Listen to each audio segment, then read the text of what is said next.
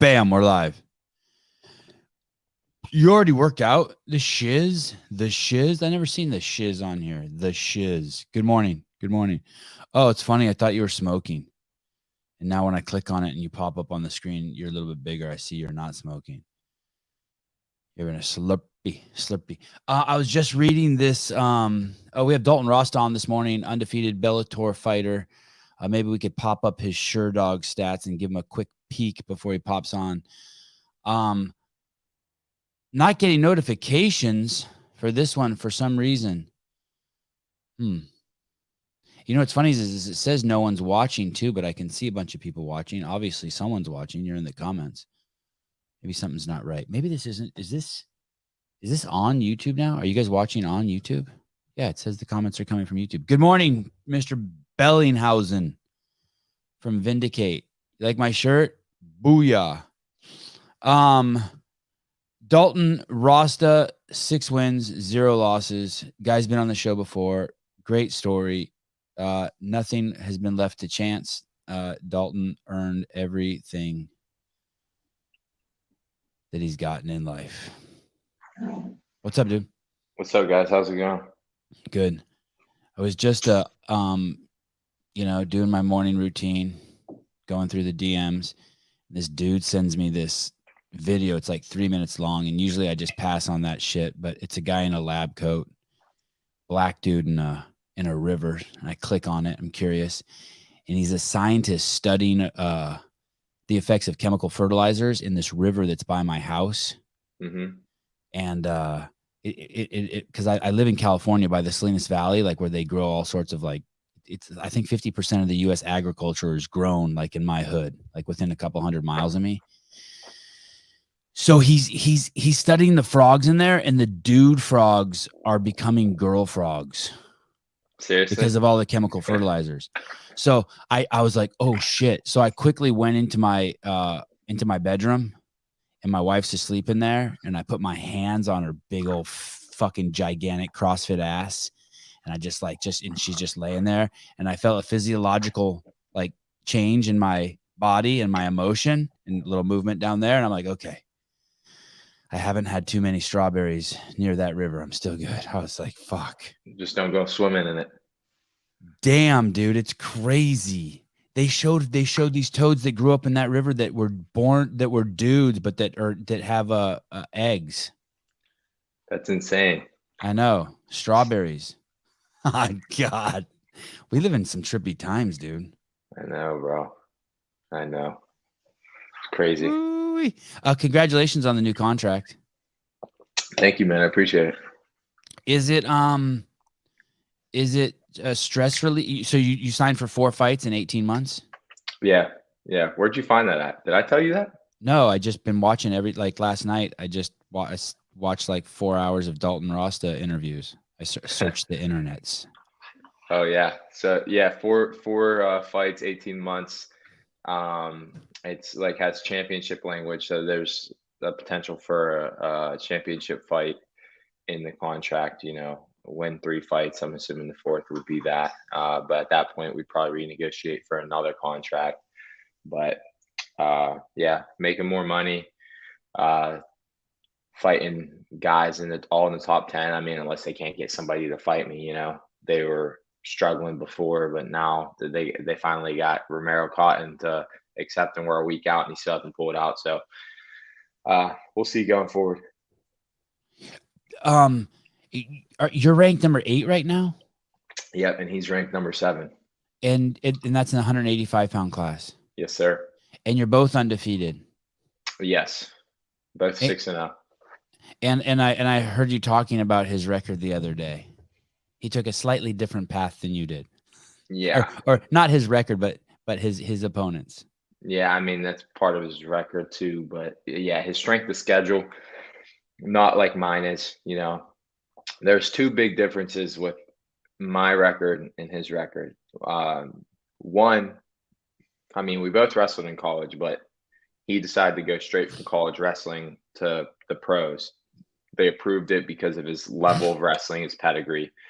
I chose to wrestle fight as an amateur, and I fought 7 amateur MMA fights and 8 amateur boxing matches. So I got plenty of fighting experience, not just the wrestling experience. I did a bunch of jiu-jitsu matches, all that stuff. So experiences there on the amateur end of that.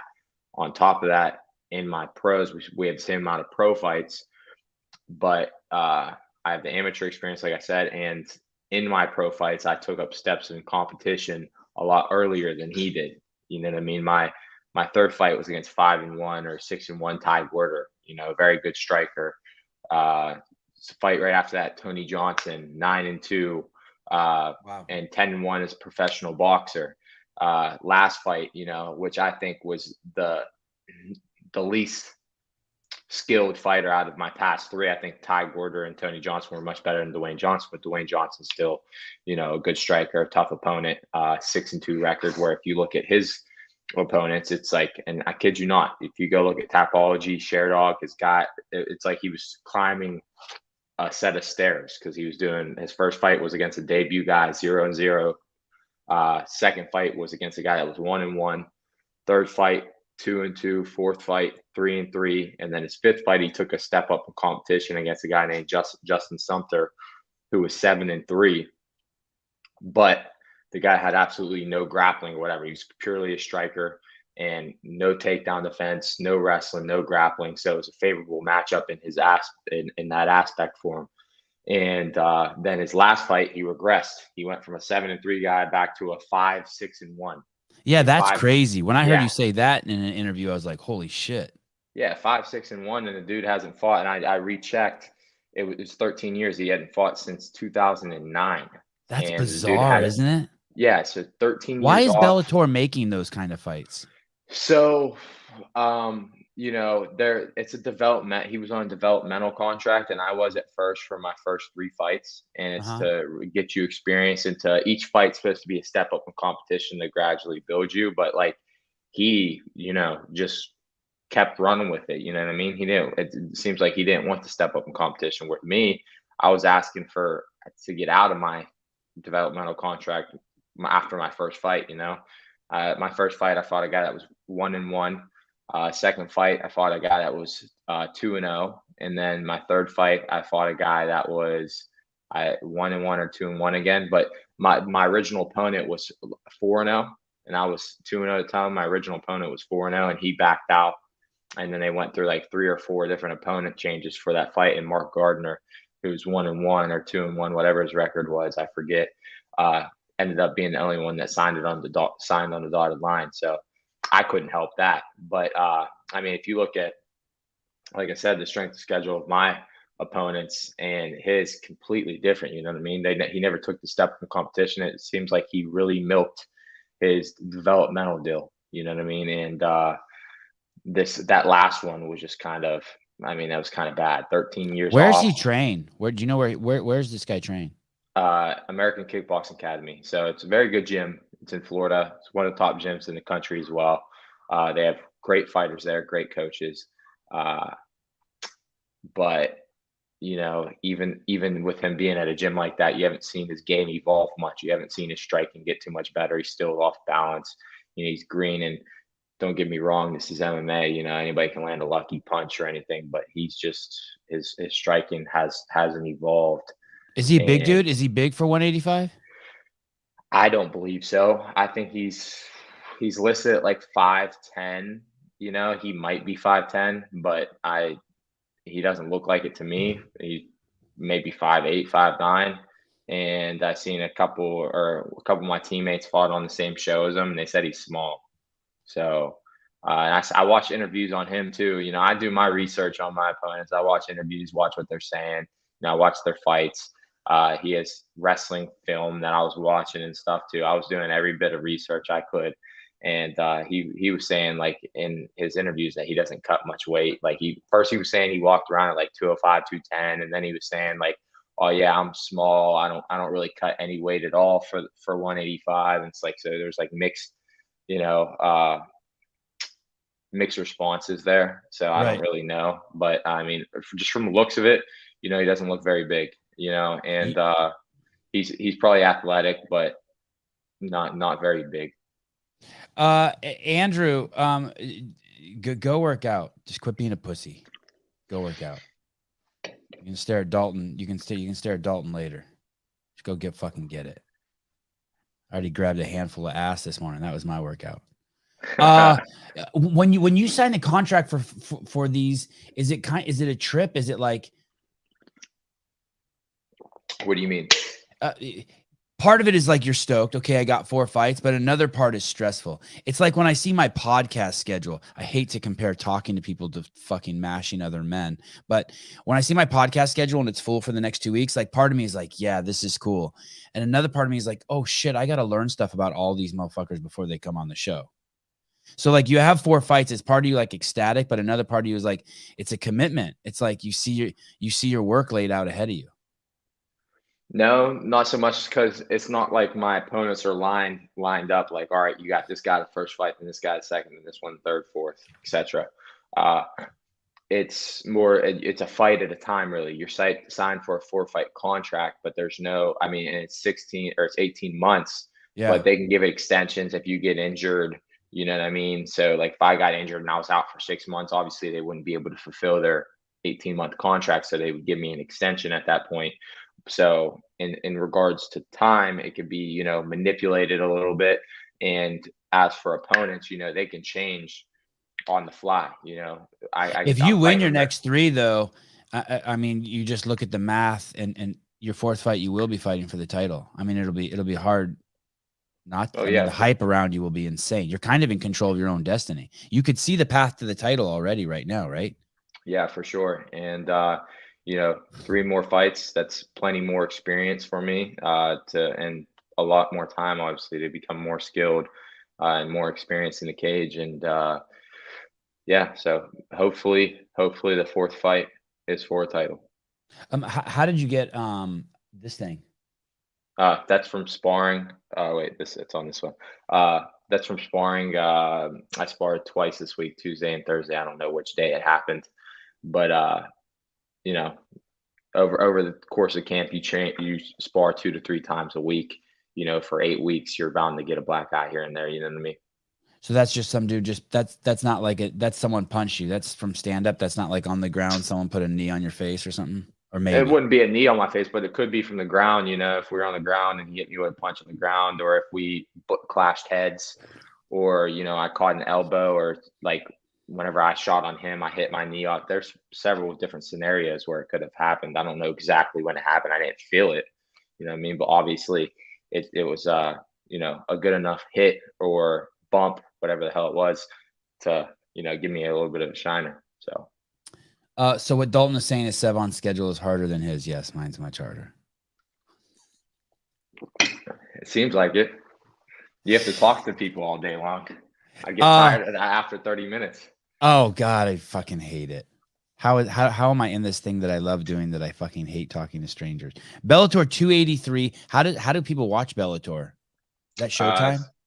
Yes, it's on Showtime.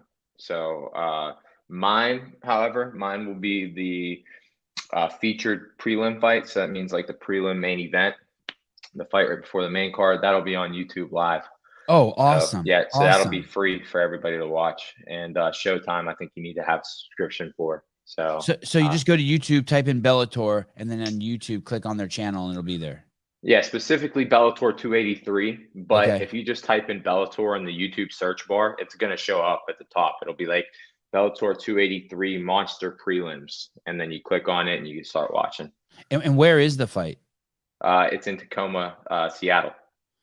Oh, shit. You got it. When do you leave? I leave Monday morning. My flight leaves at like 7:55 a.m. So I'm going to be leaving from my house at 5:30, 6 o'clock. And you're in Florida? Yes, I am in Coconut Creek. So I'll be leaving Fort Lauderdale, have a layover in LA, and then heading up to Seattle from there. So I'm going to be traveling all day. And then you're going into Zombie Land, Fentanyl Land, and you fight on Friday, which is 5 days away. Yes. So tomorrow you start kind of working on your weight. You start the journey into the weight cut too, right? A little more strict, like the next level of it. I mean, be honest with you, my weight has come down a lot during this camp, and honestly didn't mean for it to. You know, there's been days where I've actually even been upping my calories and I keep losing weight, dude. I mean, I'm like 192 pounds right now, 193 No pounds, which is, shit. yeah, it's lighter than usual, but you know, I'm gonna try and actually gain like another pound or two before fight week. But you know, I'm kind of playing with the idea of just like staying here. That way, I don't have to cut as much. But at the same time, I want to be bigger. But then on the opposite end of it, if I stay lighter, you know, I'll be quicker. That couple extra pounds actually does make a difference. You know, tenths of a second.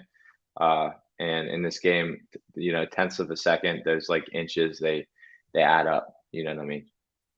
Is it a good life you're living right now, Dalton? Oh yeah, it's wonderful, man. Uh, you know, I couldn't ask for to be in a better position. You know what I mean? I from training to just I mean training with the best in the world. You just had my picture pulled up that was with Johnny Eblin. He's the current Bellator champ in my weight class. Uh, he's my teammate that we spar all the time. He's one of the people that helped me get ready for this fight. Motherfucker looks old as shit. It looks like, does he come in there with a walker? How old is that guy? He's 30 years old. He looks like he could be my twin. 30. He doesn't look that old. He's 30 years old. Hey, you should not stand next to Dalton. I'm just busting on him. Yeah, so it is a good stuff. And when I say good, it's interesting. Your life is hard the way you like it to be hard. Mm-hmm. But it's hard. Work. It's an enjoyable work. You know what I mean? It's not hard where like, so life's going to be hard whether you want it to be or not. It's going to be hard because you're going to be in a position where you don't want to be, or it's going to be hard because you're forcing yourself to make it hard so you could be in a better position later. So, you know, you got to choose your hard. You know what I mean? I hear you, but you're a different breed. You're the kind of guy where you and your what was your girlfriend's name again? Gina. You and Gina will be walking somewhere and see a flight of stairs that goes up 6 stories, and you'll look at her and be like, "You want to race?" And you guys will race to the top. Trust me, I do not fucking do that. If me and Gina are going out somewhere and there's a set of stairs, she's taking the stairs, I'm taking the damn elevator. I'm too exhausted to train. All right. Is that what you mean? Oh shit. What happened? Oh, there it is. Okay. Okay. It's funny. My mom was like, "You're always trying to put words into people's mouth and make people seem like in a way that they're not." And I was just doing that to you. I just pictured you as the guy who would always just like, no matter what, like you're comfortable working hard. Yeah. That's where you're most happy. There's a time and place for it for me. You know what I mean? I work hard. I put all my energy in at practice. You know, if I'm using my energy elsewhere, you know, I feel like I'm wasting, you know, this point in my life where I can be dedicating all my energy and all my time towards training. If I'm using it elsewhere, you know, I see it as a disadvantage to myself. So even something as simple as that, you know, and I'm not like if we're doing it for fun or something, sure, but it's not going to be something I do all the time. You know what I mean? I might look at the stairs and be like, you know, I have practice in 2 hours. You know, I'm going to chill out. You know, I'm going to take the elevator. So I'd rather put the work in at practice and do all the, you know, correct things outside of practice, resting, recovery, etc. How old are you? I'm 26. 26. Do you think you'll get these 4 fights in 18 months? Like, is that? I mean, that seems like it's aggressive, right? Yeah, no, I prefer that. You know, honestly, I would rather get 4 fights in a year, but we're moving in the right direction. So my first contract was 5 fights in 20 something months. And then my second contract was like 4 fights in 20 months. And now it's 4 fights and even though I haven't had 4 fights each time, you know, I renegotiated before they were over. Now it's 4 fights, 18 months. So it seems we're moving in the right direction. I want to be like more active. And I've had 6 months off since my last fight, but I think partially that was due to the fact that I renegotiated my contract. So I was no longer on a, you know, time restraint for my contract. So since I renegotiated and signed a new one, my new one doesn't start until my first fight on my new one. So when I step in the cage on Friday, that's when my new contract starts. So I have 18 months from then to get 4 fights, you know. on both ends. Do they like you? Do the people there like you? Do the Bellator guys like you? Are they, like when they talk about you behind your back, they're like, "Oh, Dalton's cool. Oh, he's easy to work with. Oh, people watch the show when he's on. Oh, he does a lot of good press." Yeah, I mean, some of the media guys and stuff like make it known to me that they like me and they talk highly of me. I see it on social media, but I mean, as for like everybody in Bellator, I can't speak for Right. that. I don't know what they say behind my back, so I don't know. But I know some of the people who have gone out of their way to tell me that I'm doing well and they love what I'm doing and how well I handle the press and the spotlight and everything else. And I see the tweets from some of the PR team and the media team and other stuff. So, it's definitely some people at least, but I can't speak for everybody. There's this saying, you'll be in high school and you're a sophomore, junior in high school, and someone's like, I can't wait to get out of high school. I'm so sick of this high school is such a popularity contest. And what someone needs to pull them aside right there and put their arm around and whisper into their ear, it only gets crazier as you get older. Life just becomes one giant popularity contest. It really is. It becomes about what value you add wherever you go, who likes you, if you're easy to work with, if you're not easy to work with, if you have integrity, if you don't have integrity, if you're honest, if you're not honest. I mean, life ends up becoming a popularity contest. No one wants to work with a douchebag. And networking is an important skill that you have to learn earlier on. You know what I mean? If you just choose to be, like essentially the loner, the guy that that didn't talk to anybody. Yeah. In high school, and you choose to continue to go that route, I'm just going to go to work. I'm going to put my nose down, do my work, not talk to anybody. You're not going to get any further. Yeah, you're going to be completing your work, and you might get a raise, or you might get a better job, or a better promotion or something. But at the end of the day, you're not making new connections, you're not networking, you're not expanding your own network. So you're not going to have the opportunities that somebody that does all of that does. Right. And at the end of the day, like you said, it is a popularity contest, essentially, whether you're in sports or whether you're in a 9-to-5 job or whatever. If your manager likes you, they like your attitude, they like how well you work with your teammates or your coworkers, how personable you are, and how hard you work, then you're more, you have a better chance of getting a promotion. You have a better chance of getting a raise. You have a better chance of getting a better job, or different job offers, or meeting somebody that can provide one of those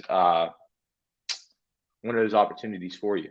You know what I mean? And like I said, it doesn't just apply to sports. I'm speaking from the business realm of things, or, a 9-to-5 job, which, I mean, most people don't want at the end of the day, but sometimes you got to go through a 9-to-5 to get to where you want to be.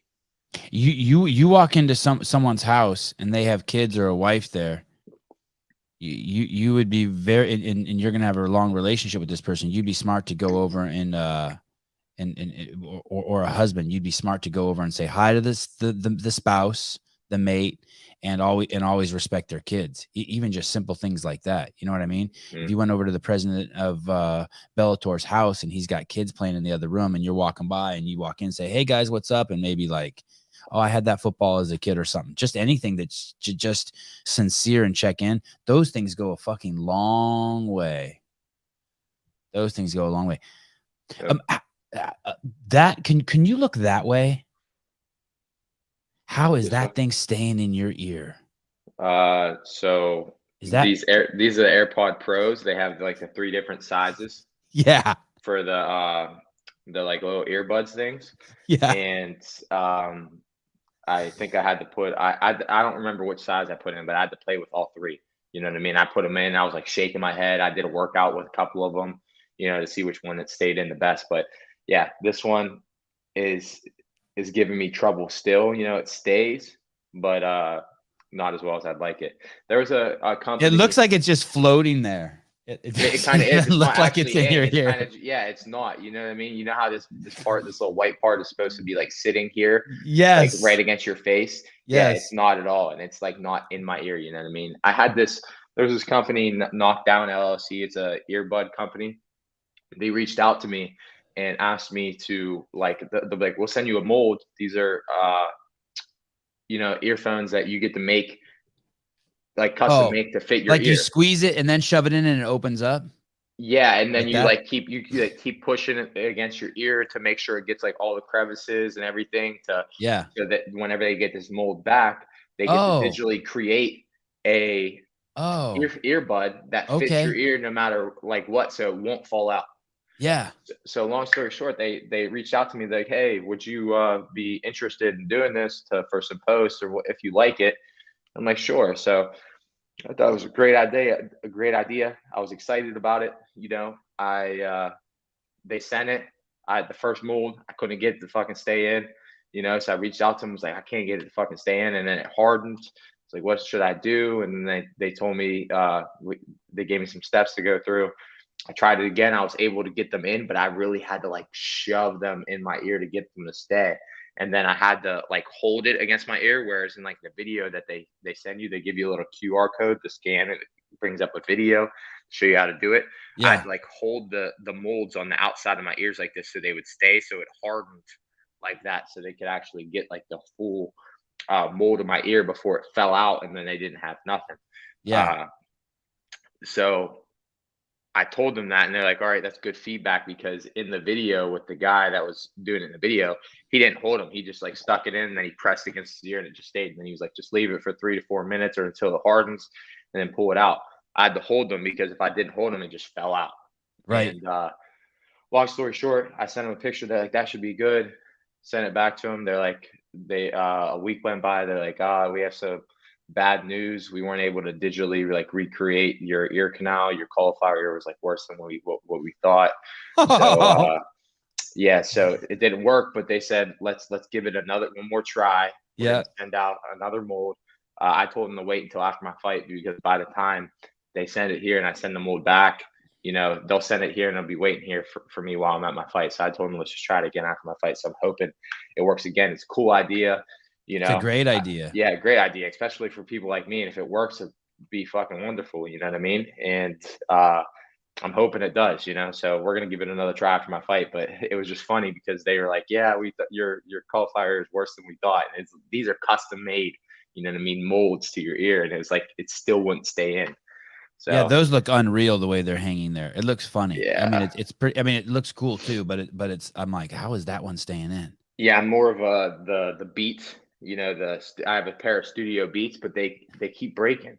And From not sweat? breaking. Are you sweating them? Are you sweating them to death? Yeah. I mean, I wear them when I'm working out and running and stuff like that. But they like the battery or something on them keeps breaking or dying. And it's like I'll go to turn it on, and the little power button will be like blinking red, and then it'll blink with the 4 blue or white lights, like it's fully charged, Uh-huh. and it'll blink like that 4 times, and then it'll just go back to red and won't turn on. So I struggle to get those ones. I've had 3 pair of the pros, and because of this, they're so poor at connecting.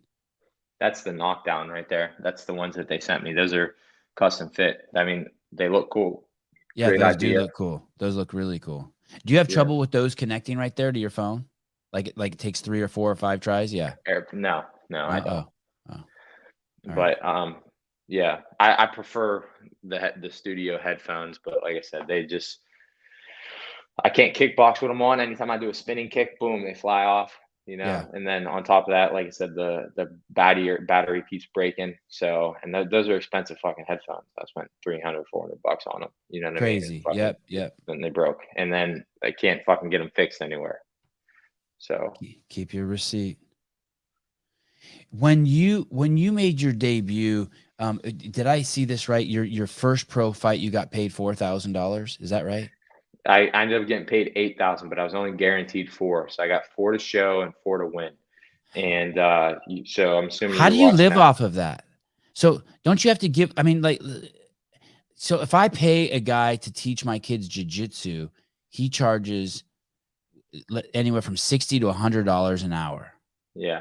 And so if you're in the gym with a guy, let's say like is your training cost you $500 a day because you're in there training with just nonstop with pros? Like how the fuck how do any of these guys make money? Even when I hear a guy got a $50,000 bonus, I'm like, like so what? If his rent at his house is $2,500 a month, and he has to pay, that's just gone right there. You know what I mean? Yeah.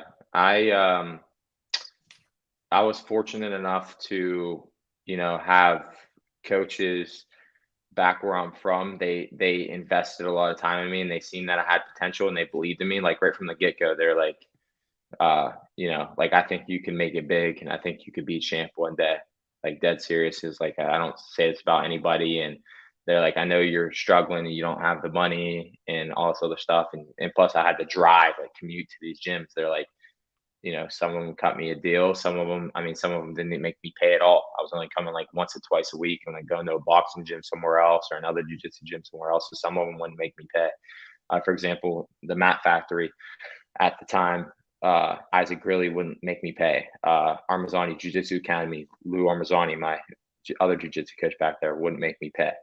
You know what I mean? And whenever I was in college and I was broke and then whenever I turned pro and I was only making 4 and 4, so 8 for my first fight, and I didn't fight again for another 10 months, they didn't make me pay. But also on top of that, I had sponsors that were helping me out. Like for my first fight, I honestly don't think I did that well with sponsors. I only made like $3,000 in sponsors or something, and it was mostly like Scooter King from Newcastle, Vita Europoli, and they also own Sky King Fireworks, but Bellator would like Scooter King, like really like scooters, like little Honda like at a scooters casino. No, like at a casino, like the handicap scooters and stuff that people use. The obese scooters, Yeah, people use those a lot at casinos. They're in the Rivers Casino in Pittsburgh. There are several casinos across the country. Disneyland's got 1 million of those.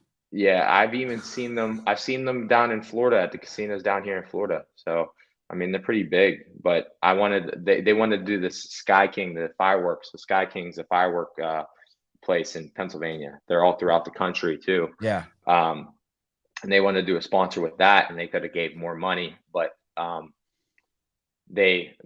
didn't allow. So yeah. Yeah, those are. Oh, Bellator wouldn't allow them to be your sponsor? They wouldn't allow the Sky King, the firework sponsor. So he owns Scooter King and Sky King, and he did Scooter King. Why is that? Because fireworks aren't legal in every state? I'm not sure. I'm honestly not sure. It's just in Bellator's like code. Like for example, they just restructured their sponsors, and they don't allow investors anymore, investment sponsors. So another one of my sponsors isn't going to be on my. What is that? What does that mean? An investment sponsor? Yeah, so like real estate. I mean, so I have like a real estate investment sponsor. Okay. But if you're a real estate and you're not an investor, it's the rules are weird. If you market yourself as an investor instead of just like a real estate like company, you can't like be a sponsor for Bellator. I don't know what the reasoning is, but Avid, like Adamic Adventures, he was one of my sponsors for 3 fights straight, and then this fight, they're like, hey, they denied the sponsor. So I had to let them know. And I'm like, it sucks, man. But, that's their rules. They just restructured it after my last fight. Who owns Bellator? Who owns Bellator? Viacom. Yeah. So liberals. They're going to get theirs. You're going to get yours. Just stand by and watch, people.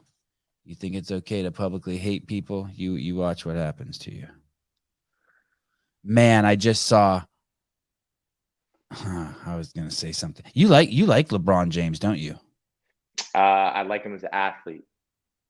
Man, he's not a good human being. He's not a good role model. Not necessarily I don't want to say he's a bad human being. He might be a good in his community and everything, but some of the things he's horrible to his community. What would you say his community is? Black people?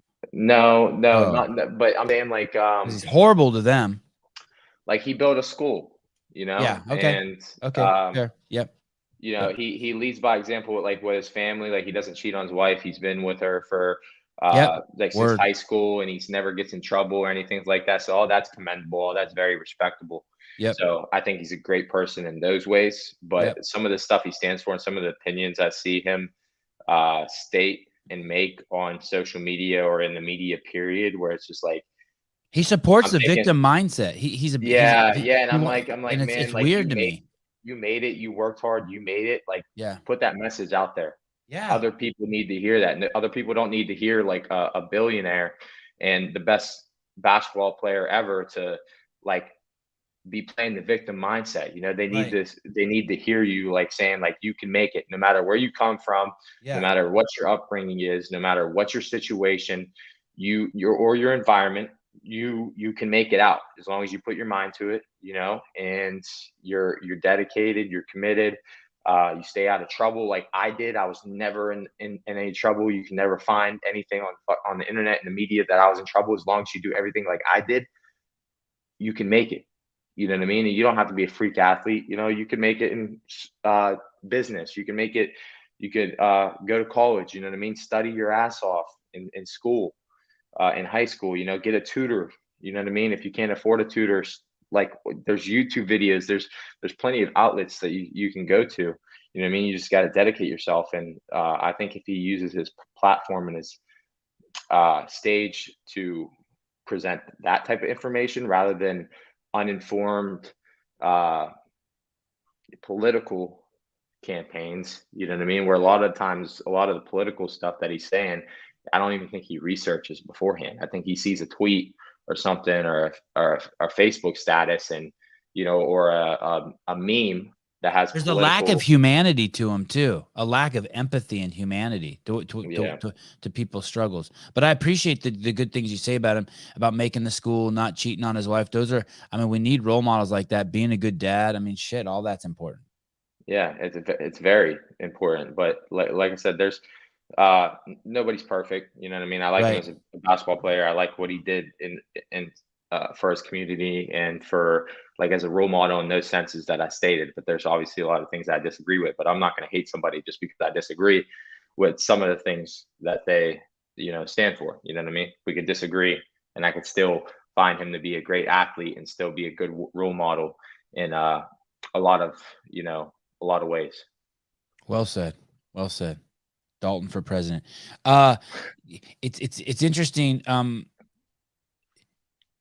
You have some kind of like really cliche things going on in your life, like just textbook. Like life was hard and you overcame.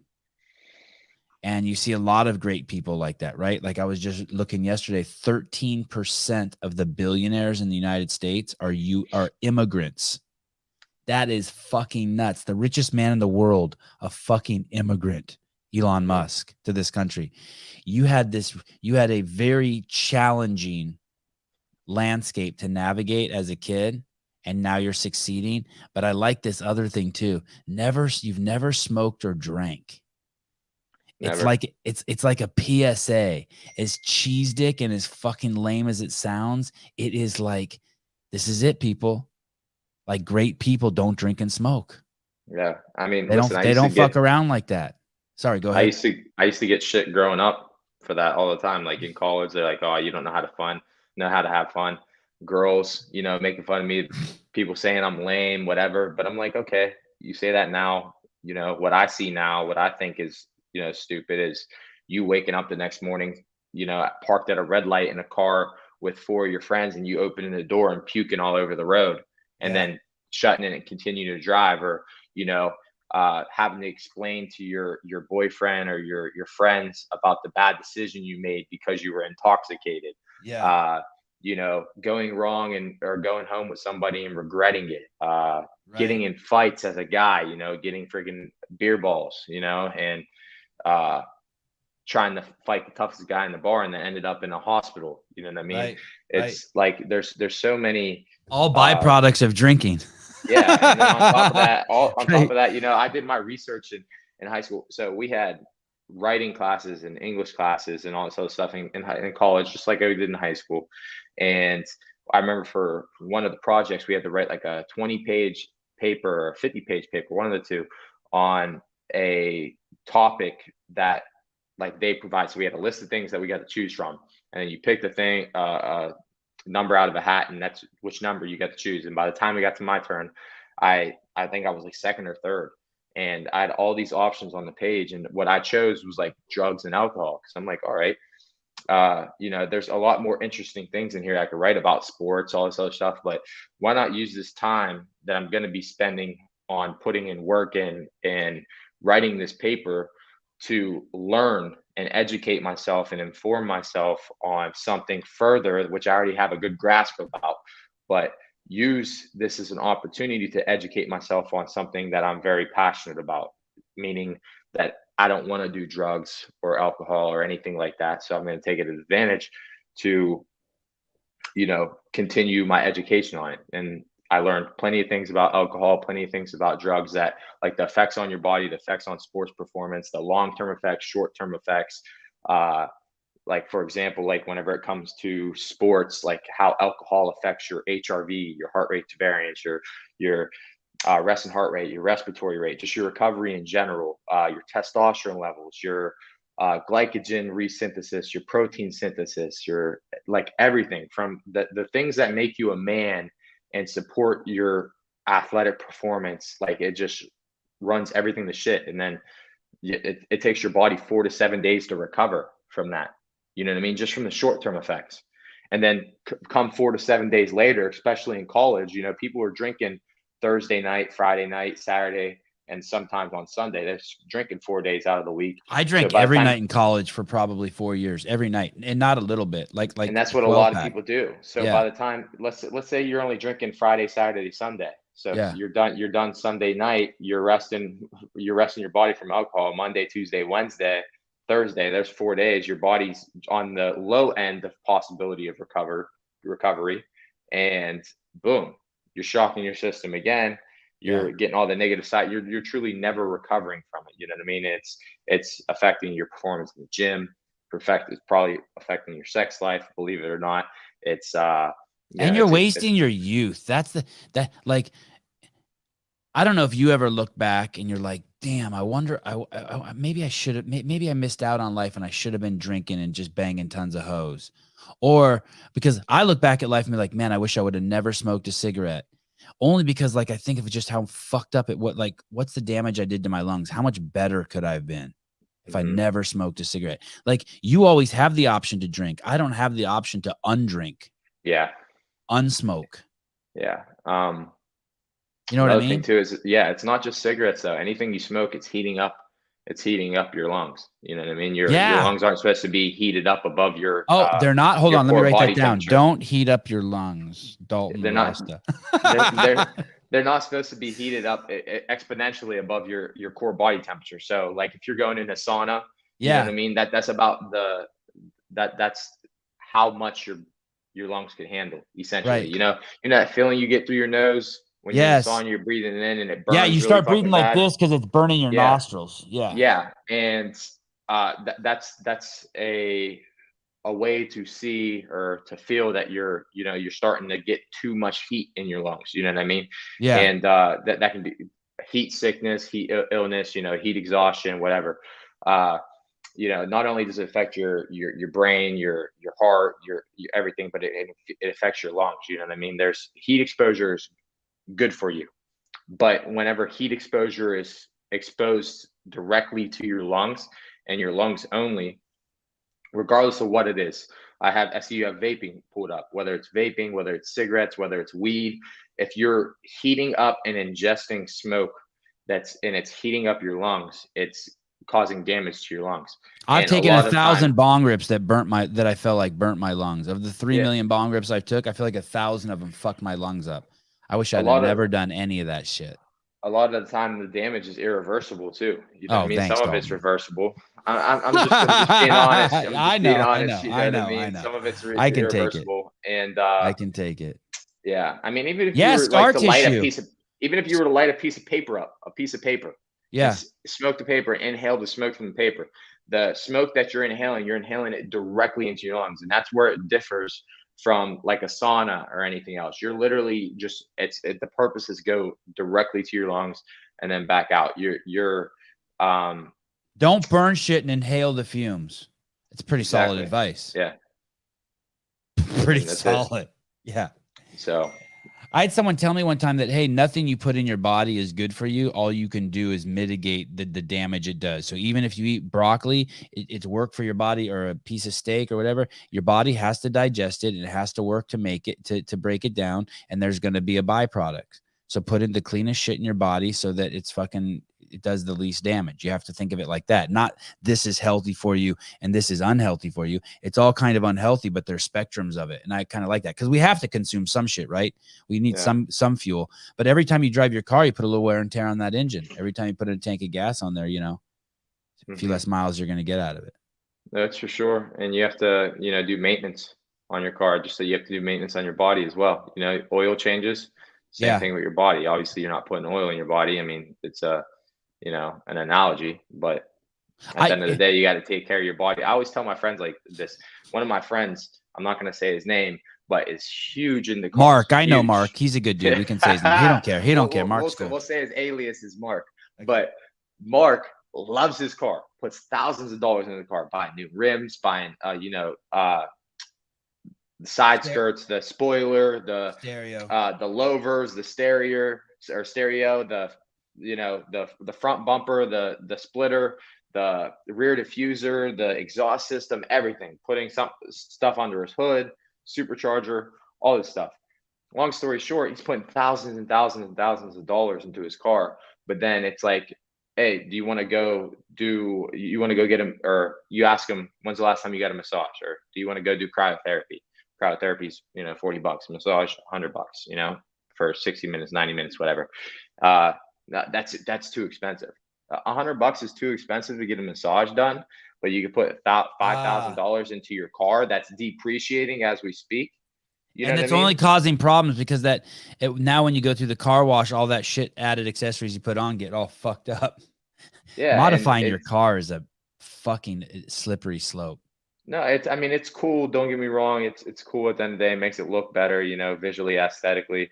And then on top of that, it could perform better. You're doing air intakes. You're doing, you're putting a supercharger on it. Maybe you're getting a tune done on it. You're getting the exhaust done. Everything you can to add some power to it. And yeah, at the end of the day, it might sound better. It might be a little bit faster. But I mean, we have speed limits anyways. We're probably going to get pulled over. I've been pulled over several times, for speeding. And that stops when you get old, by the way. I don't get pulled over anymore. I never get pulled over. Wait till you get some grays. It's awesome.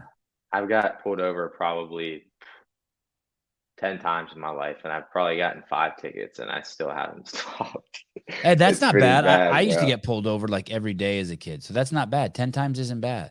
Yeah, but I've gotten probably 5 tickets total, and I've never stopped. I mean, I think I've gotten a little bit better with it. Speeding, is that your thing? Is that your addiction? Speeding? Yeah, I like driving fast. I mean, I just like doing things that are a rush. You know what I mean? Obviously, I like fighting. I like roller coasters. I like driving fast. I like gun games, video games. I like shooting guns in real life. Having sex in public places? No, I haven't done that. I haven't done that. But long story short, I like doing things for a thrill. So, I mean, something else I would like to do is probably like go skydiving, at some point. And maybe in the next, I would like to, you know what I mean? Yeah, just for the thrill of it. And, that's the type of person I am. I don't like doing the same thing every day. I don't like living a boring, mediocre life. I would like to do things like, drive fast, some adrenaline rush, you know what I mean? Yeah. Drive fast, skydive, roller coasters, jet ski, motorcycle, all that other stuff, you know what I mean? Do you have a motorcycle? Do you own a motorcycle? I do. I just bought one recently. I own a Harley Sportster. So. Do you love it? Yes, I love it a lot. So no helmet law in Florida, huh? No, I mean, I still have my Pennsylvania license because I split time.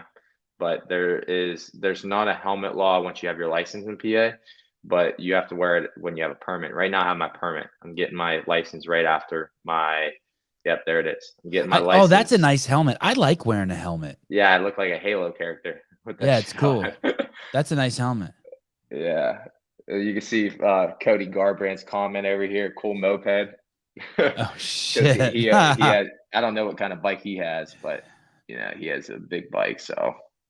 Does he train there with you?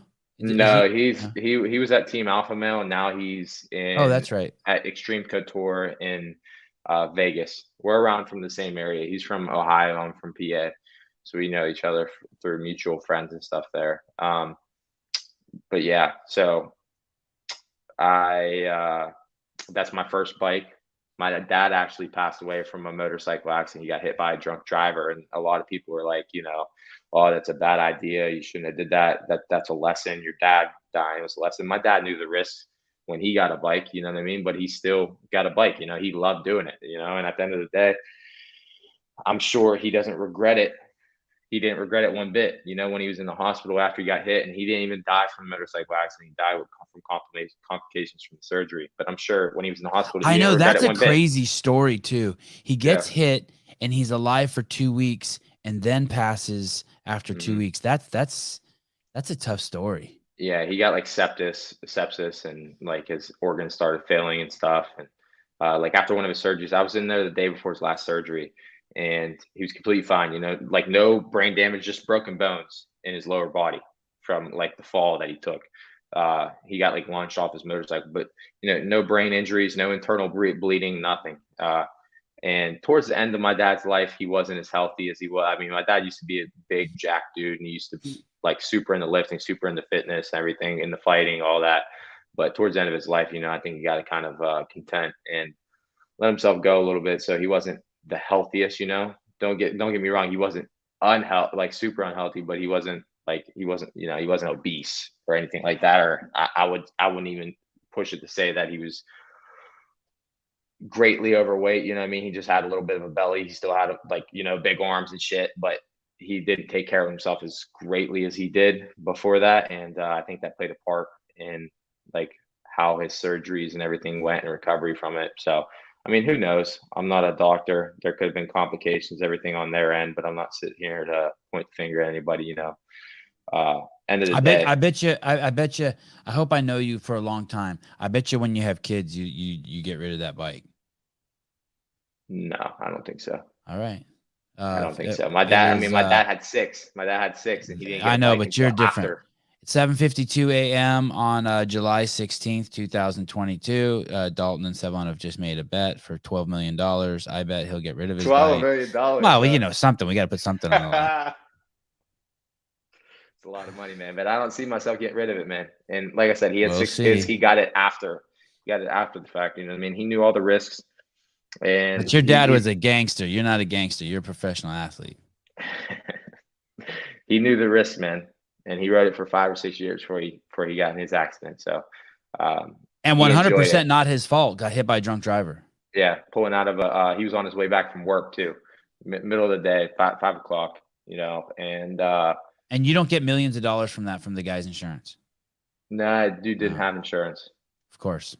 So, and his like I forget exactly what the details were. I don't know. So I don't know if he had a suspended license, and he didn't have insurance, obviously, because he had a suspended license. You can't get insurance on a car if you have, suspended license. But I don't know if like the registration was like, I forget all the details of it, but I remember he was pulling out of a bar, Is that dude in jail? Is that dude in jail? Surprisingly not, man. That was the most frustrating thing about the entire thing. Like after my dad passed, this dude didn't get any jail time or anything. They went to court, he didn't have to pay anything. It was just like the whole like fucked up situation. But I mean, I'm not going to wish anything bad on that guy. I'm sure at the end of the day, it really was, an accident. Obviously he was doing things wrong they shouldn't have been doing in the moment, but he didn't mean to hit anybody. You know what I mean? And my dad didn't die from the motorcycle accident. He died from the complications of surgery and everything. So, yeah. Damn, you have a good head on your shoulders. You got to, man. You should fuck with that dude. You should send him a letter. Hey, dude, you killed my dad. I hope you're doing good shit with your life. Bro, listen, when I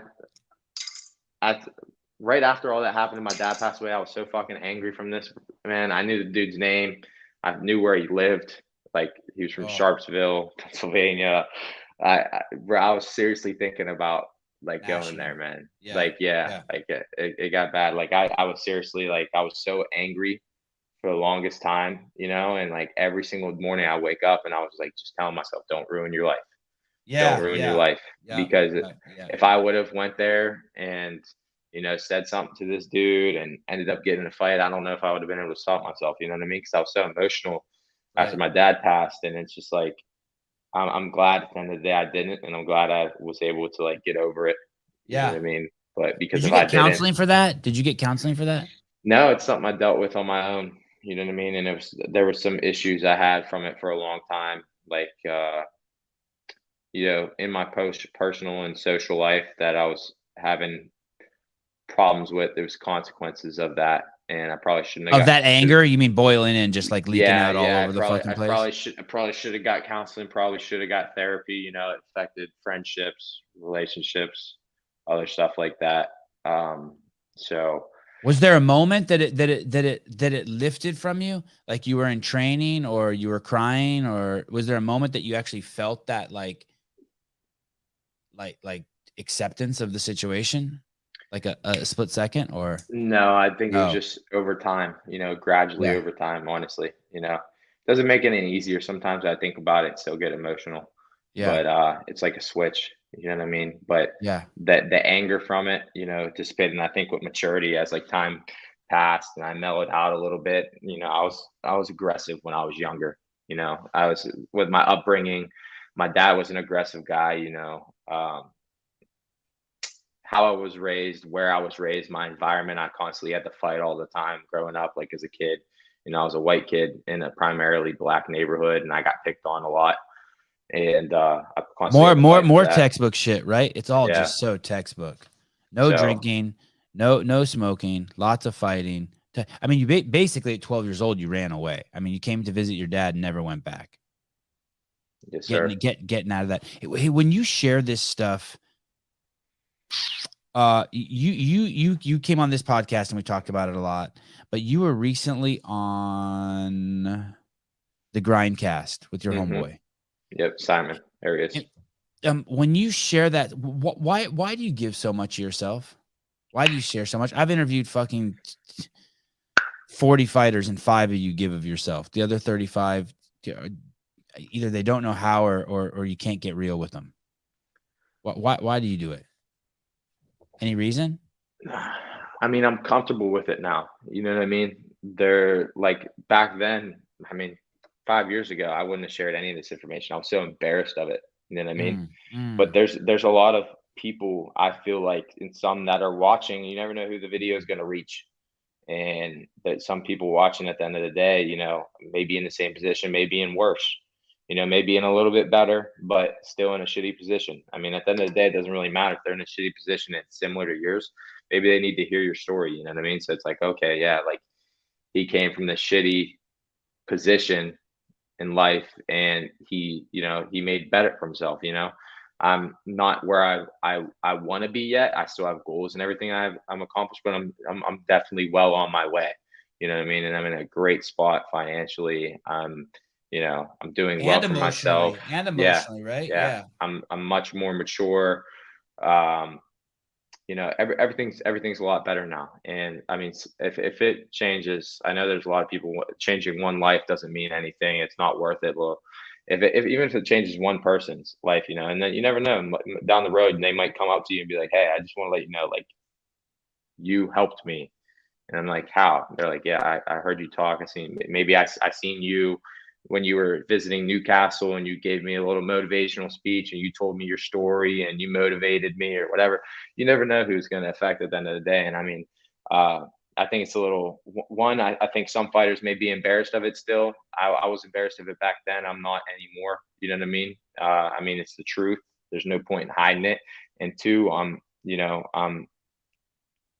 I have confidence in myself and everything that I'm not going to be embarrassed by that anymore. And if it can help somebody at the end of the day that might have been in my position or worse or a similar situation, like I said before, you know, I think it would be selfish not to, you know, share that story and show that you're able to make it out no matter what you went through. You know what I mean? There's this dude I know. He's in his 70s. One of the smartest dudes I know, still handsome at 70, cool, charming, so many skills. An entertainer, he can sing, he can dance, he's so fucking cool. He knows so much. And he went to jail doing some shit, some gambling, illegal gambling shit with the mob. And someone had to take the fall, and he took the fall for them. This is in Vegas. And this is like 30 years ago, and it fucked him up, and he's like embarrassed about it. And he shouldn't be embarrassed about it. He should be like coming out and like writing a book about it and talking about it. And it's so crazy how that shit lingers, right? Like for me and for all the listeners out there, I think hearing your story is cool as shit, and we think you're cool as shit for it. But it's interesting how people, we were talking about this yesterday, it's interesting how people internalize shit that they might think is embarrassing that other people actually think is cool, right? Yeah. So like if I'm a dad and I have a daughter, I'm like, I want her to date Dalton, you know? Or if I have kids, I'm like, man, I want them to go to the same academy as Dalton. I want them to get some of that mojo. But for you, like you had to come around to seeing it was your gift and not your something to be ashamed of. It's a trip. Yeah, for sure. And like even when I first started off with MMA, it's the same thing. Like you said, I only made 4,000 guaranteed. You know, I could have showed up and lost and walk away with 4,000. I ended up walking away with 8,000 plus 2 or 3,000 in sponsors, thank the Scooter King.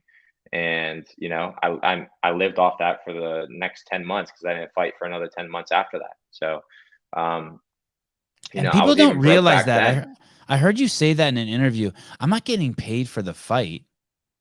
I'm getting paid. That money is like back pay for all the fucking training I did. And I did it for years as an amateur before I finally got paid. It's like people were like, oh, you must be nice to get paid this and this as a lump sum. And it's like, one, they don't even know how much I'm getting paid because back then I was still getting, I mean, in that first year, I got paid a lot less than the average income, you know, for the average American. And way less. It's like below poverty line. You were making like $1 an hour when you figure it out. And like you'd be amazed at like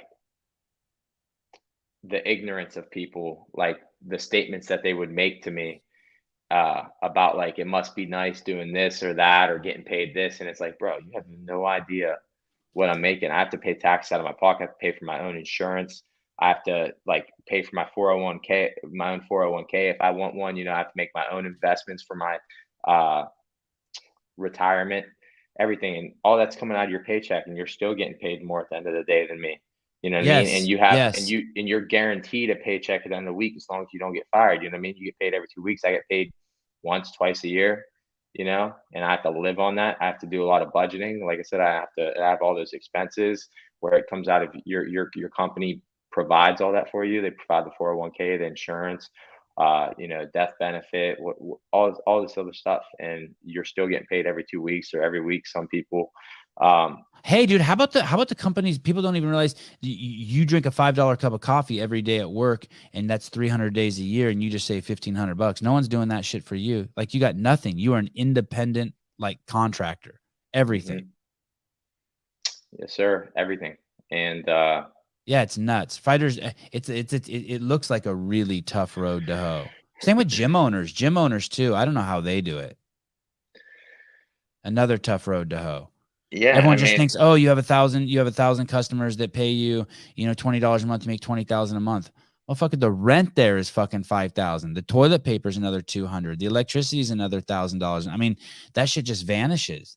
Yeah, and then the same thing with them is like when they first start out, they're not making any money for probably the first couple of years. You know what I mean? They're just getting by. They're just scratching by, and it's just with the living in the changing room, right? Living in the changing room. It's just with the outlook and the hope that, you know, one day it's going to pay off 2-3 years from now, maybe even 5, you know, I'll start making an income and, you know, I'll be doing well for myself, you know, and I won't have to work as much. And it's like, that's what people don't see. It's the risk that you take. Oh, there's a lot of risk with business. There's a lot of risk with what I did. I could have, like I said, went there and made 4,000, you know, and I left a job where I could have made 6 figures in my first year at Northwestern Mutual as a financial advisor to go make $4,000 guaranteed in my first fight. And then let's say that's where the fork in the road was. You were going to go Northwestern Mutual and be an insurance agent.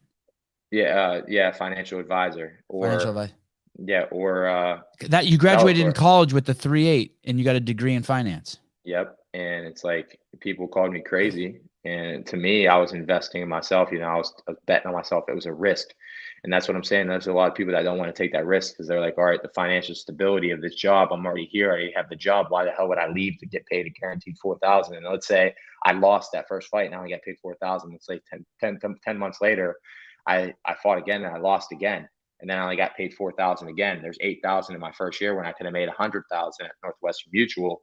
And now Bellator cut me. And then maybe Yes. And now you're making $200 fighting in a bar. Yeah. Now maybe since I didn't, or I left Northwestern Mutual, you know what I mean? And I haven't worked in a year. Nobody's going to take a bet on me. I'm not going to get an interview. Now I'm stuck. That's the risk that people pay for, going out and trying to achieve something like this on their own. And when it goes to business, you put yourself in debt on top of that. You have to, there's products you have to buy, you have to pay rent, you have to pay your employees, all this other stuff. And that's why people will complain at the end of the day saying like, these business owners, they're not paying the employees enough. It's like, at the end of the day, like there's a profit margin. Most of them are hiring CEOs or CFOs that are requiring a profit margin that needs to be met. You know what I mean? At the end of the day, people need to know how the supply chain works and how business works, and in order to keep the economy going. And at the end of the day, the people who made this business and took the risk, the financial risk, and didn't have anything for 10 years straight before they finally started making income, they get to choose what they're making at the end of the day. And the person that's working for them with no degree, no work ethic, trust me, they're not deserving of half of what that person is getting when they're not putting any of the work in. They didn't take the risk, and they don't have the work ethic or the education or anything else for it. And it's like, to sit there and argue that they do, it's simple-minded, and it's blasphemous at the end of the day. It's like you can't, I can't believe that people can actually wrap their heads around that and actually believe that that's fair, because it's not. It's interesting taking risk, right? Yeah. And barely anybody does it. You know what I mean? It's sometimes people take the risk and it doesn't pay off, and they end up back at a 9 to 5, and they might end up in a shittier position than when they started. Some people take the risk and it pays off, and that's the scary part about it, why people don't want to take the risk. Because will you pull up the No Plan B shirt? That's so funny. That's so funny you say that, because there is a line in an interview Dalton did recently. He said Plan B is for losers, and I've been explaining to people. It just hit me like a couple months ago. I don't need any motivation because I have no Plan B. I don't need to listen to Goggins or Jocko Willink or Jordan Peterson or Joe Rogan or anyone motivate me, because I'm going to send you one of these. I have no fucking Plan B. Zero. It's just fucking, but you know what? Also, Dalton, it sounds like you believe in yourself. For me, I feel like I'm just kind of dumb, like a Labrador chasing a tennis ball. Yeah, do you know what I mean? Like you don't really think that. If you thought that, you wouldn't be doing what you're doing. Well, I guess dumb's maybe not the right word. Maybe there's a better word for it, but I don't tell myself story. I only tell, I don't have what ifs. Mm-hmm. Like when I'm riding a bike, I'm not the kid who looks at the poles I have to ride through. I've always known, just look right in the center and get through those poles. You know what I mean? Like when you ride through a narrow spot in a bike, if you look at the wrong thing, you'll fucking hit it. Mm-hmm.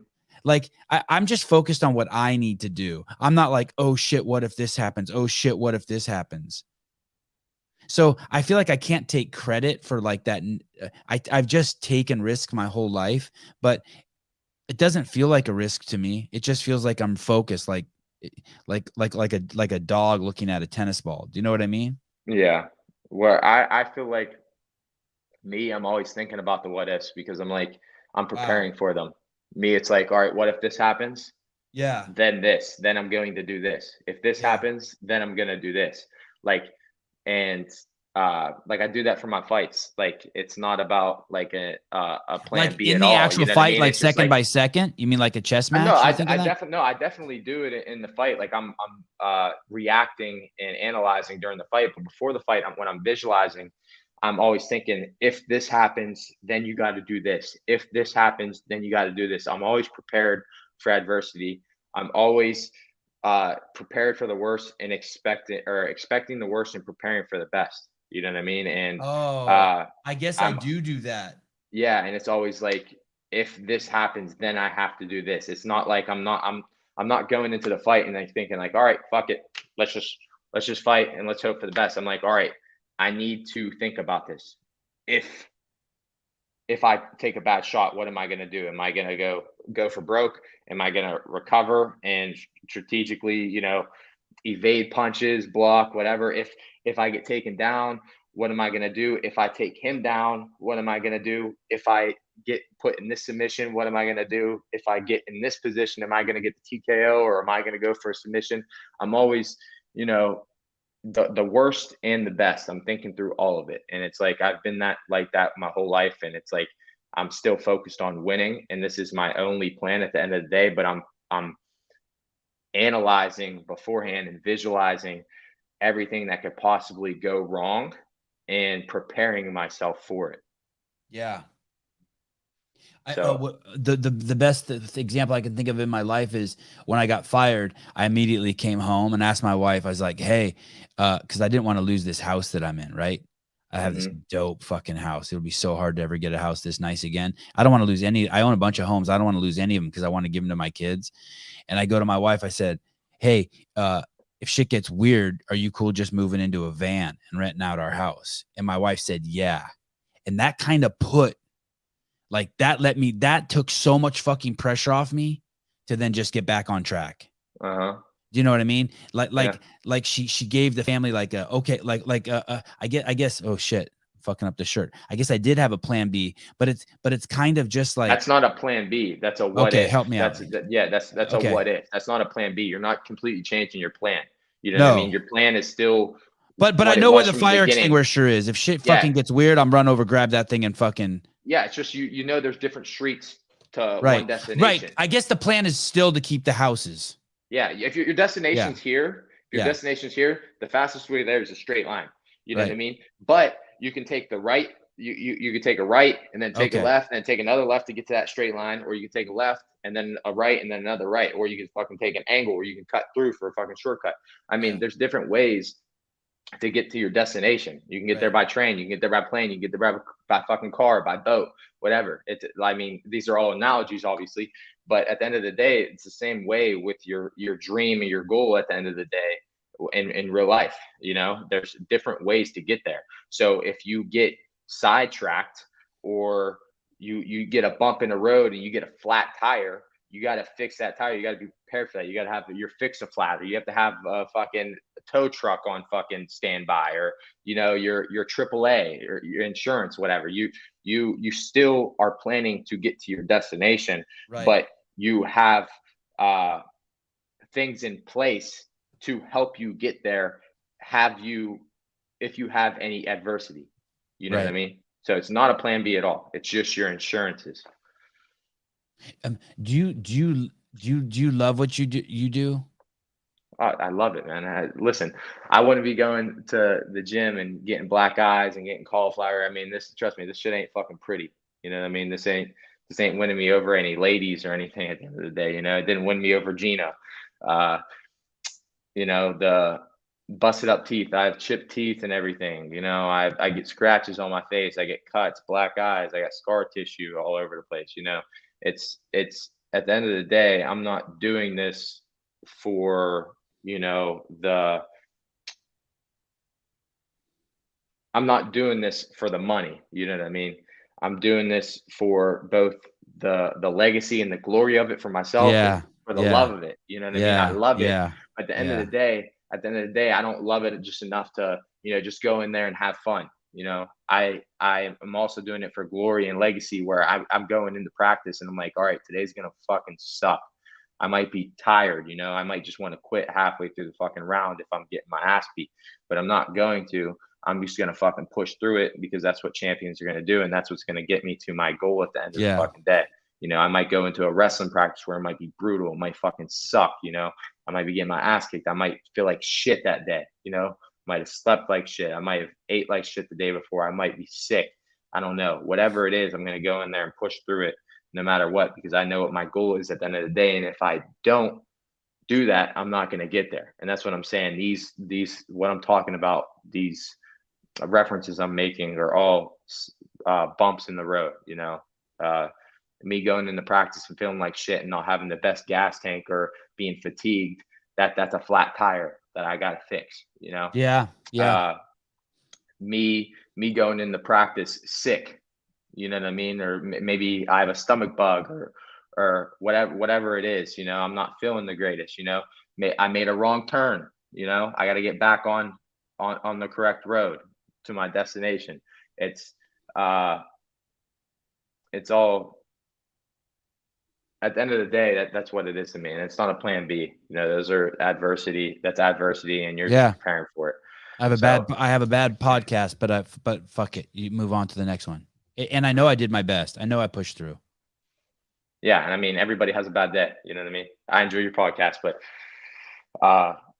what you think might be a bad podcast might be good to somebody else. Right. And that's always weird too. Weird too, right? So you might feel like shit in the same sense going to practice one day, but maybe the coaches saw something out of you that they didn't see before.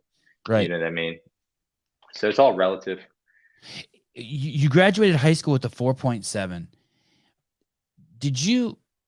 Was that hard? And have you learned to leverage your ego against yourself? Do you know what I mean by that?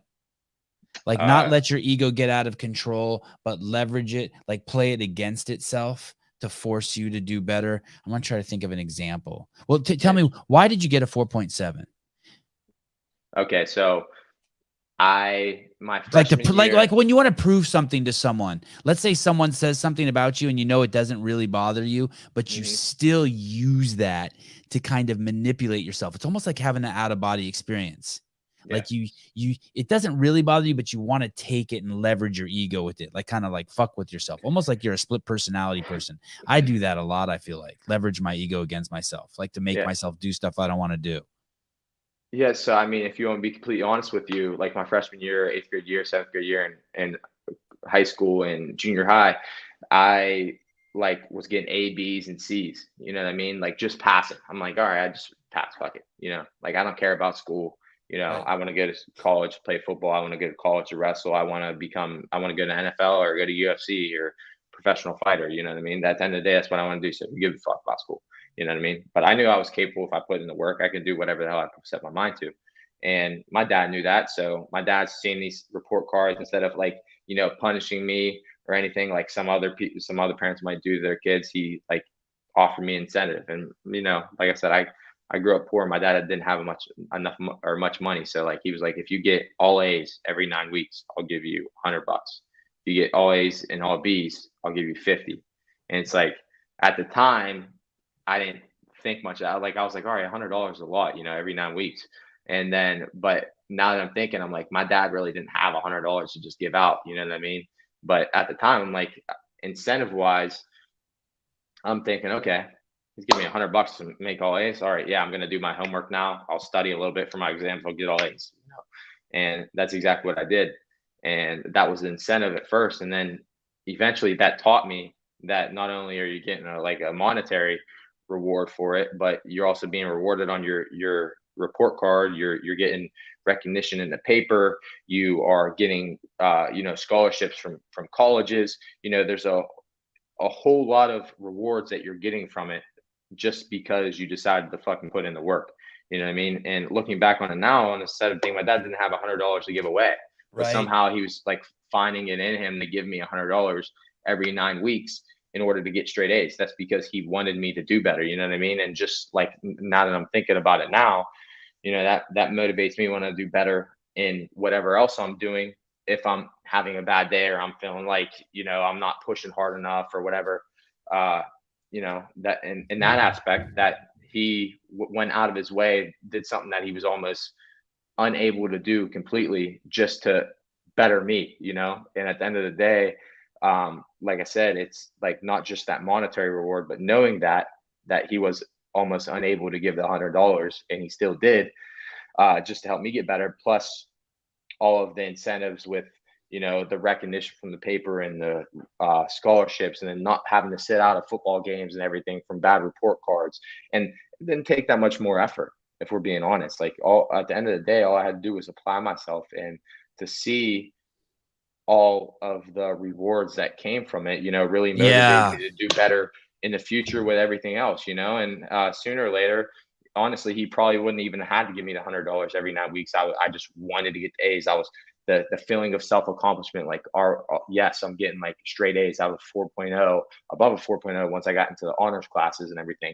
It's like the feeling it gave me of accomplishment without the money, without the recognition and everything, just myself, without all the exterior and external stuff, it felt phenomenal. You know what I mean? And then all of the external stuff just added on top of it.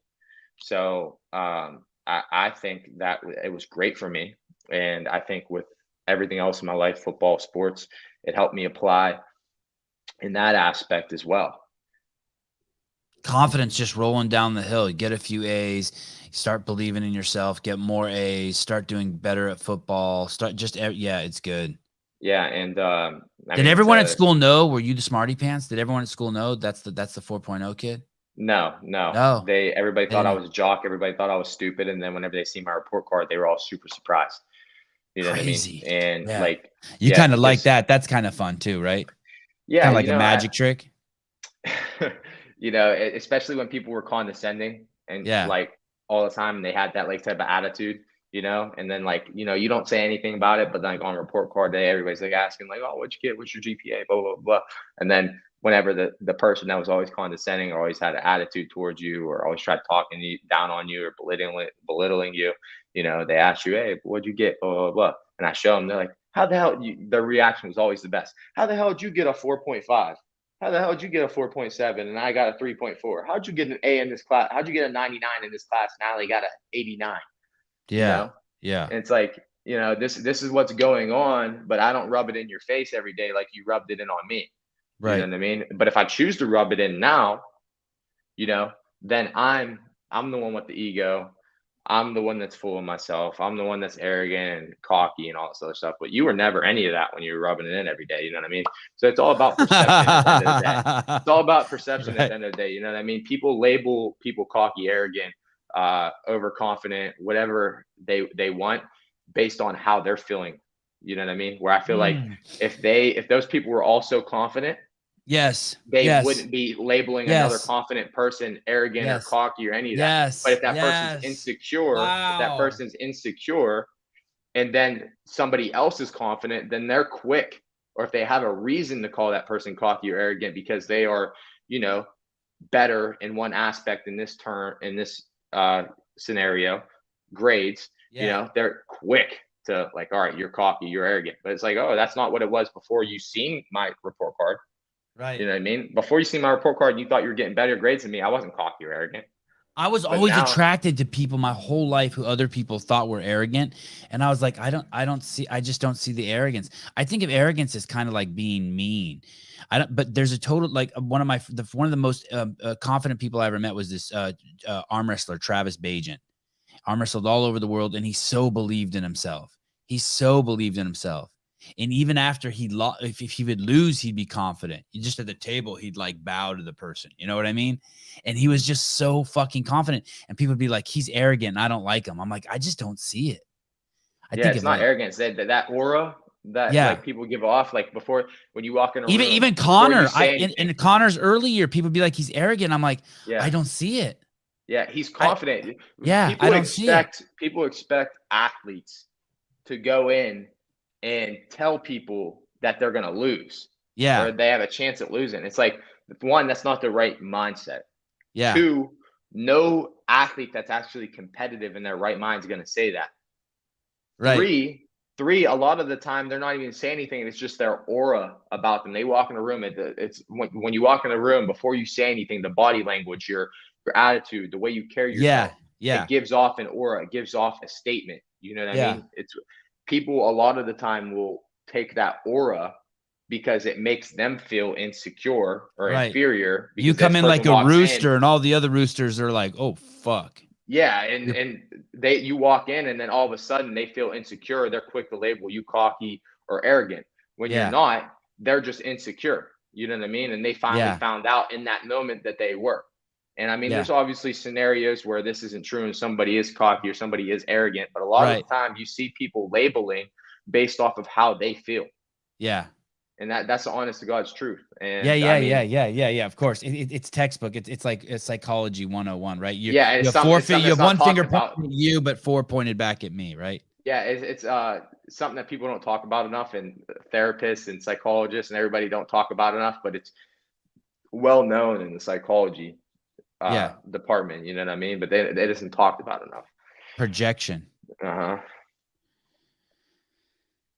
Thank you. I've taken so much of your time. I know the audience is really going to love this next subject. So I just want to touch on it really quick. This is really fucking cool. In one of the interviews I watched you recently, you said that it's not unheard of for you to lose 10 pounds in 1 hour. Like that's how much water weight a man of your size and your ability and your fucking metabolic capacity, just how hot you run your engine, can lose.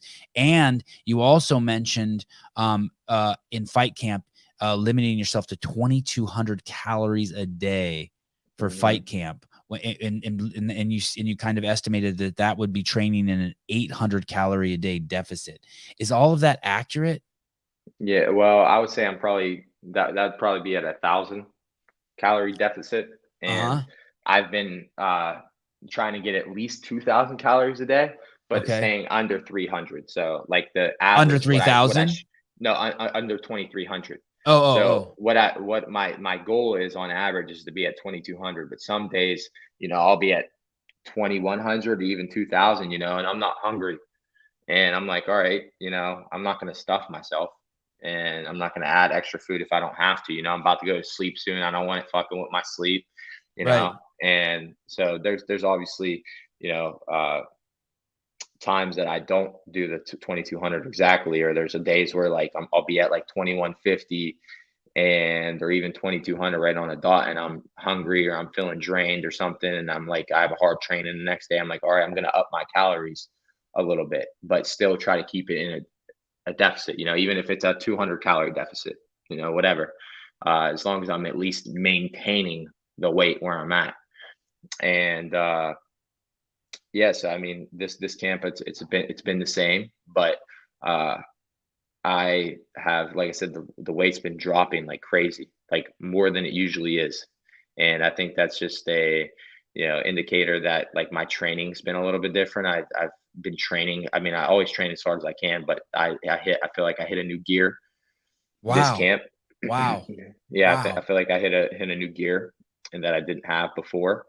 And, yeah. Will So that show and pressure that you put on the guy? Where will we see that in the fight? yes. If you have to tap into that new gear, where will we see that?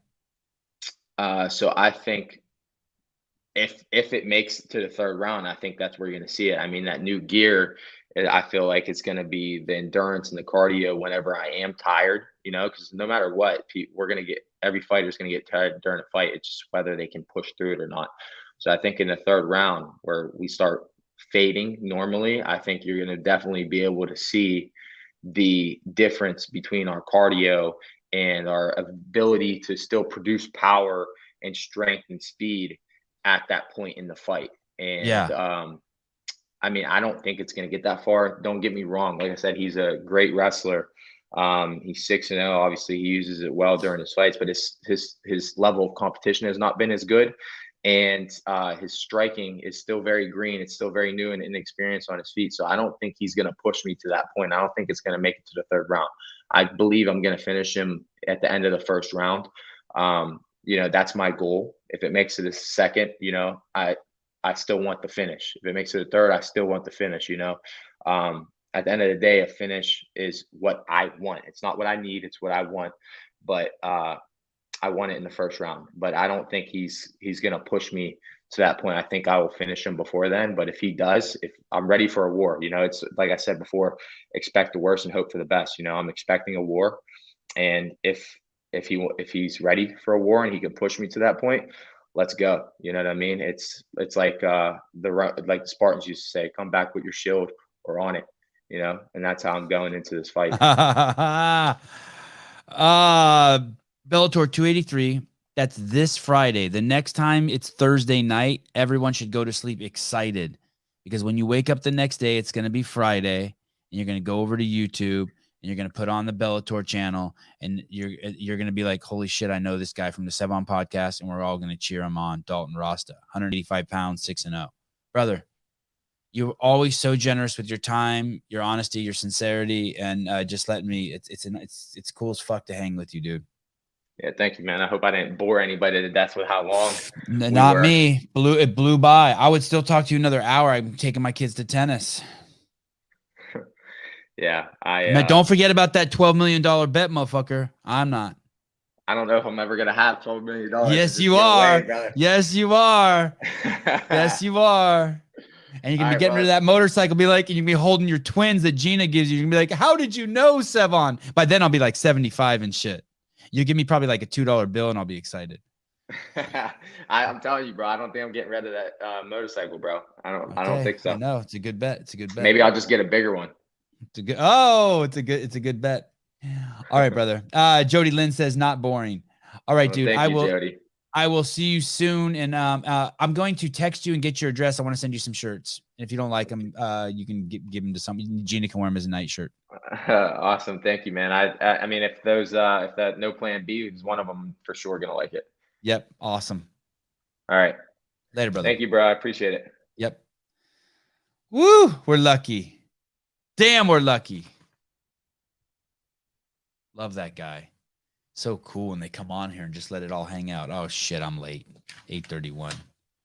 Tennis starts at 9, 20 minutes away. I'll be rushed. I'll just take it out on my kid. I don't think I have a podcast tonight. I can't show you who's working the back end because it's top secret. Fucking nothing for you. Let me see. I'm going to pull up the calendar. Oh, yeah. So, wait. Oh, yeah. Oh, Sunday. It's not on the calendar yet, but tomorrow morning at 7 a.m., we're going to have Andrew Hiller back on for the Hiller Fit review show, 7 a.m. Sunday. It's really cool. I keep waiting for Andrew to become too big time and not do that show anymore. But this week he said he'll do it again. So that'll be exciting. Tons of fun stuff to talk about. We'll talk about the cost of Noble shirts. And I don't know if there's any more steroid stuff to talk about, but we'll open up the phone lines. You guys can call in and talk to the Batman yourself. And that's all I got for you. I think, oh, shit. Wait. No, okay. Oh, we got Matt Torres on the schedule. Holy shit. That's not to Monday. That's the following Monday. That's the guy over at in Florida at the brute strength. Oh, thank you. Nodding back there, mystery person. A brute strength. That's where Daniel Brandon went. That's where Dallin and James Sprague and Emma Carey and others are. Fee Sagafi. Okay, cool. And we got Haley Adams on that day too. Holy shit, the schedule is really filling up over here. Oh my goodness, look at this. One more thing. On July 27th, we have an affiliate owner coming on. I made these comments to HQ about there's affiliate owners who've put it all on the fucking line in the middle of the fucking country, like Iowa, and probably in the middle of other countries, who put it all on the line to run a CrossFit gym. All on the line. They have kids, but they've put it all on the line. Their gym has to succeed. They have no plan B. And this guy reaches out to me and he said, hey, I'm one of those gyms. I've had a gym for like 8 or 9 or 10 or 11 years. I'm in the middle of Iowa and we've spent every cent we have to make this work. And it's Chris Tile. I think that's his name. And we have him scheduled for July 27th.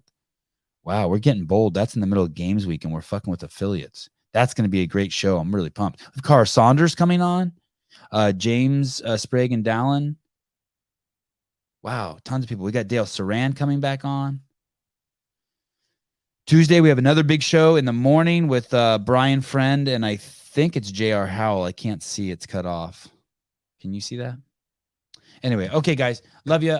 See you guys tomorrow if we don't do another live call-in show tonight.